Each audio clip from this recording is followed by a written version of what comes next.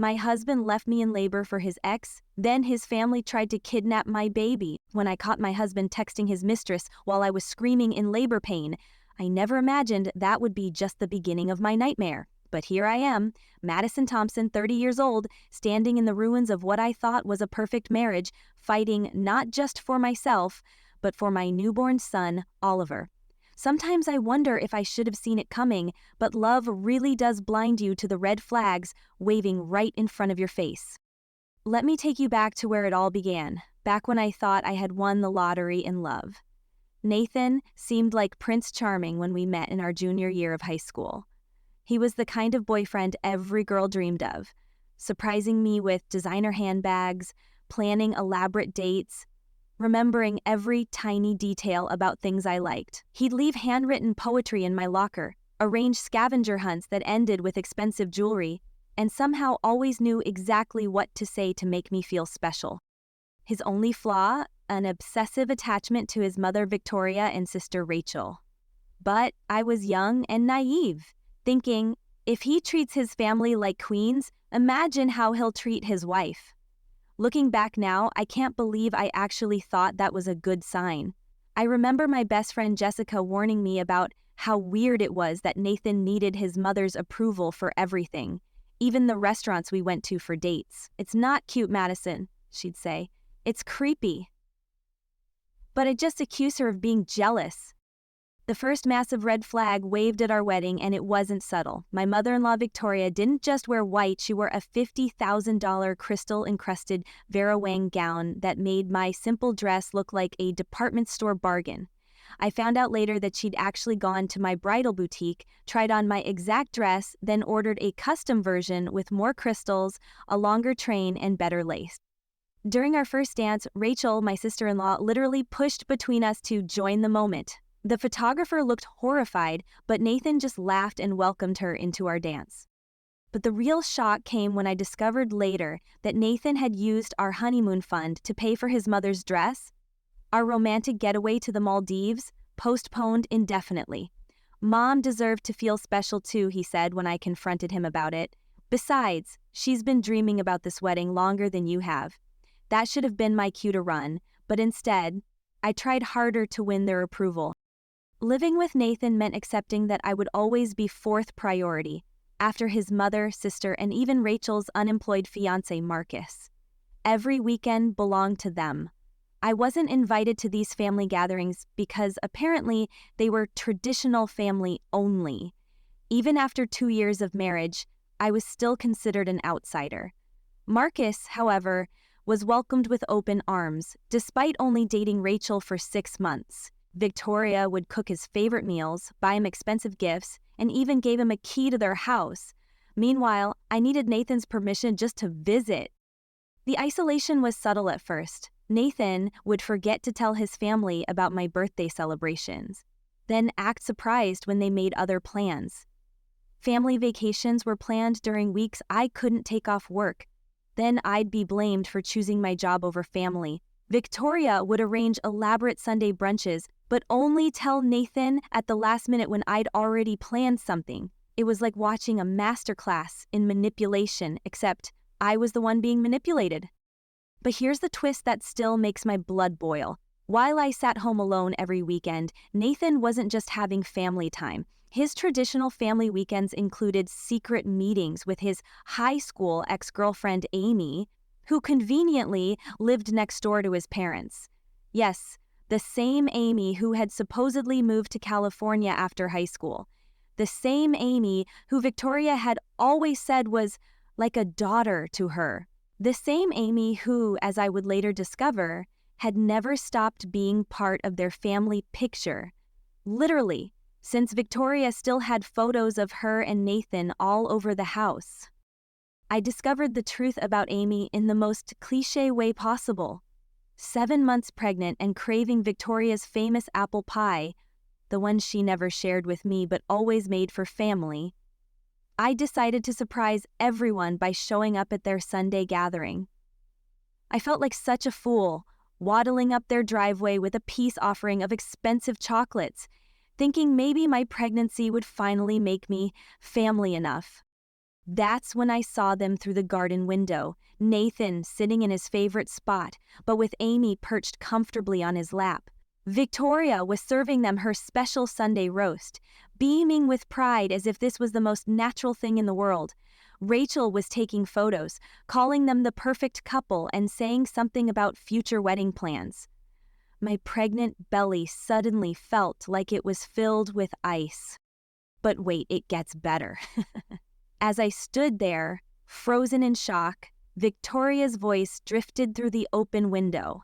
I knew you two would find your way back to each other. Madison was just a detour, sweetheart.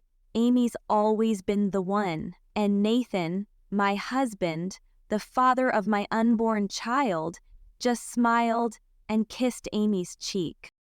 When confronted, Nathan didn't even have the decency to deny it. Mom never liked you anyway, he said with a shrug that I still see in my nightmares. Amy's been part of the family since we were 15. You were just convenient. That's when I realized I wasn't just fighting a bad marriage. I was fighting a whole family's twisted fantasy.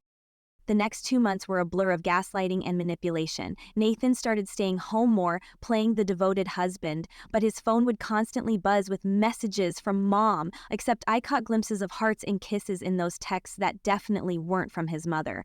Victoria suddenly wanted to plan my baby shower, probably hoping I'd miscarry from the stress of her helpful suggestions. Rachel kept bringing over baby clothes that Amy had picked out, calling them hand-me-downs, even though they still had price tags. The real horror show began when I went into labor 3 weeks early. Nathan was at another family lunch when my water broke. The pain was excruciating, but what hurt more was calling him 5 times before he finally answered. "Can't you just call an Uber?" he asked, annoyed. "Mom's showing Amy her wedding dress." Yes, you read that right, her wedding dress. My mother-in-law was helping my husband's ex try on wedding dresses while I was in labor. After my 6th call, Nathan finally showed up at the hospital, only to tell me he needed to leave because Mom is having one of her episodes again. As he walked out, I saw the texts lighting up his phone. Not from his mother, but from Amy. "Hurry back, baby. We need to finish planning our special announcement." I was alone in the delivery room, crying and scared, when fate decided to throw me a lifeline. Mr. Chen, an elderly retired doctor who happened to be in the waiting room, heard me sobbing. He not only stayed with me through the entire delivery, but became my guardian angel in the chaos that followed. Unknown to me at the time, he was also one of the city's most respected divorce attorneys. The next few weeks were an absolute circus. Victoria and Rachel started showing up at my apartment unannounced, demanding to see their baby. They'd bring Amy along, introducing her as Oliver's future mommy to my neighbors. When I refused to let them in, they started getting creative. Rachel would wait in the building's lobby, telling people I was her unstable surrogate who had stolen her brother's baby. Victoria joined local mommy Facebook groups just to spread rumors about my mental health. But Marcus, Rachel's fiancé, took things to a whole new level. Maybe he was trying to prove his loyalty to the family, or maybe he was just as crazy as the rest of them. Security cameras caught him trying to climb through my bedroom window at 3 a.m., a baby carrier strapped to his chest like some deranged Spider-Man. The police found zip ties and a pacifier with Amy's initials in his backpack. The police investigation revealed something even more sinister than I could have imagined. On Marcus's phone, they found a detailed plan titled Operation Baby Switch in a group chat that included Nathan, Victoria, Rachel, and Amy. Their scheme was elaborate. They were going to kidnap Oliver, plant drugs in my apartment, and help Nathan gain full custody. But here's the real kicker. Nathan wasn't just aware of the plan, he was the mastermind behind it all. The evidence was damning. There were voice recordings of Nathan coaching Amy on how to imitate my voice for pediatrician calls. Victoria had been photographing my daily routine for weeks, noting when I'd be most vulnerable. Rachel had even ordered a custom baby doll made to look exactly like Oliver, which Amy had been practicing with. The same man who couldn't be bothered to stay for his son's birth had meticulously planned every detail of stealing him away. But they didn't stop there. The group chat revealed their long-term plan. Amy had been taking prenatal vitamins to induce lactation, planning to claim she was Oliver's real mother. They had even created fake hospital records showing Amy as the birth mother, with detailed plans to claim I was just a mentally unstable surrogate who had stolen the baby. Victoria had already contacted several news stations preparing to spin their story of a deranged woman stealing their family's precious baby. Private, the court case became a local sensation. Victoria showed up to every hearing in another white dress, wailing dramatically about her stolen grandbaby. She'd bring professional photographers to document her grief for social media. Rachel created a GoFundMe page titled "Help Us Save Baby Oliver from His Kidnapper," which raised over $20,000 before being shut down for fraud. During one particularly intense hearing, Rachel actually tried to physically attack me in front of the judge. She lunged across the courtroom screaming that Amy would be a better mother because she actually loved Nathan enough to wait 10 years for him. That's when Mr. Chen revealed his ace, security footage from Nathan's mother's house showing them planning everything. The videos were shocking. There was Amy parading around with a fake pregnant belly practicing her labor breathing. Victoria was coaching her on how to answer questions about Oliver's birth. Rachel was organizing a fake baby shower complete with backdated photos they planned to post on social media. But the most disturbing clip showed Nathan teaching Amy how to comfort Oliver, saying, "Soon you'll be his real mom, and we can forget this whole nightmare." The judge's face turned stone cold as she watched Nathan calmly explain to Amy how they would gradually erase me from Oliver's life. "We'll tell him his real mom died," he said in the video. Victoria already found someone who can make fake death certificates. At that point, even Nathan's lawyer looked sick. But they still weren't done with their performance. Victoria took the stand, tears flowing perfectly despite her immaculate makeup, claiming she was just trying to protect her grandson from my unstable influence. She brought medical records showing she'd been treated for anxiety caused by worry about her grandson. The records were later proven fake. She'd paid a desperate medical student to forge them. Rachel's testimony was even more bizarre. She claimed she had psychic visions of Oliver being mistreated by me. "I can feel his pain spiritually," she sobbed, clutching a crystal necklace. "Amy's aura matches his perfectly. They're meant to be mother and son." The judge had to call a recess because the court reporter was trying too hard not to laugh. During the break, I overheard Victoria and Rachel in the bathroom, not realizing I was in a stall. They were coaching Amy on her upcoming testimony, reminding her to mention how she'd never stopped loving Nathan and how she'd felt a spiritual connection to Oliver before he was even conceived. Victoria was touching up Amy's makeup to make her look more motherly, while Rachel practiced her crying face in the mirror. The real surprise came when Marcus, facing serious criminal charges for the break-in attempt, finally cracked under pressure. He revealed that Amy wasn't just Nathan's high school sweetheart, she was his wife. They had secretly married in Vegas 3 months before my wedding to Nathan, making my entire marriage fraudulent. Victoria had helped them maintain the deception, believing that Amy was too high class to wait for a divorce. The courtroom erupted in chaos at Marcus's revelation. Nathan's face turned ghost white as Marcus continued spilling their secrets. Turned out Rachel had been blackmailing Marcus with compromising photos to force his participation in their scheme. The truth about their fake, perfect family was finally unraveling like a cheap sweater. The judge's final ruling was more satisfying than I could have imagined.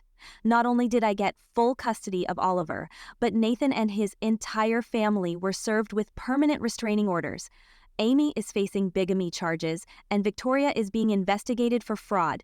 Apparently, this wasn't her first time forging documents. Rachel's GoFundMe scam earned her community service, and she has to attend mandatory therapy sessions. But karma wasn't done with them yet. Local news picked up the story, and Victoria's precious social standing crumbled overnight. Her country club membership was revoked after security footage emerged of her bribing staff to lie about seeing me drunk with strange men when I was actually home with Oliver. Rachel's wedding planning business went bankrupt when clients discovered she'd been stealing their deposits to fund Amy's fake pregnancy plan. Nathan got the worst karma of all. Remember that fancy law firm where he was up for partner? Turns out they don't appreciate associates who commit marriage fraud and plan kidnappings. He's now working at his mother's friend's real estate office, showing apartments to pay his mounting legal bills. Last I heard, Amy left him for a wealthy older man. Apparently, true love isn't so true when your partner's credit cards get declined. Today, Oliver is 6 months old and thriving. Mr. Chen and his wife have become his honorary grandparents, showing him what real family love looks like. No manipulation, no conditions, no drama. Mrs. Chen teaches him Mandarin during our weekly dinners, dreaming of taking him to visit China someday. She says he's already showing signs of being a genius, but I think she might be slightly biased. My mom, who initially pushed me to work things out with Nathan, has become my biggest supporter. After seeing the security footage of their plotting, she spent a week stress baking and apologizing. Now she runs a support group for mothers dealing with toxic in-laws, using my story as a cautionary tale. The group's motto? If he says his mom's his queen, run from his drama scene. The most recent development? Victoria apparently hired a psychic to spiritually communicate with Oliver. The psychic, who turned out to be Rachel's yoga instructor in a wig, claimed Oliver's soul was crying out for his real mom, Amy. They even staged a seance in front of my apartment building, burning sage and chanting until the fire department showed up. The video went viral on TikTok, but not in the way they hoped. The @See Crazy In-Laws Fail is now trending. I'm sharing this story not for sympathy, but as a warning. Sometimes Prince Charming comes with a poisonous royal family, and the perfect man might be perfectly orchestrating your worst nightmare. I've started a blog called Surviving the In-Law Games, where I help other women spot these red flags before they turn into red alerts. We already have over 1,000,000 followers, and every day I get messages from women who found their strength to leave similar situations. Oliver will grow up knowing he's loved for who he is, not as a pawn in some twisted family game. And yes, someday I'll tell him the full story, including how his father chose his other wife over his birth, and how his grandmother tried to replace his mother with his father's first wife. He'll learn that sometimes the happy ending isn't finding Prince Charming, but finding the strength to rescue yourself. Pension Victoria, if you're watching this, and I know you are because you've created 15 fake accounts to comment on my YouTube channel, white wasn't your color at my wedding, wasn't your color in court, and still isn't your color in your grieving grandmother photo shoots. Some people just can't pull off innocence, especially when their actions are so dark.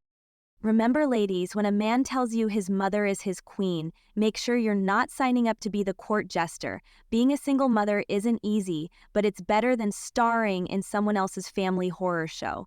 Trust your gut, document everything, and never be afraid to rewrite your own happily ever after.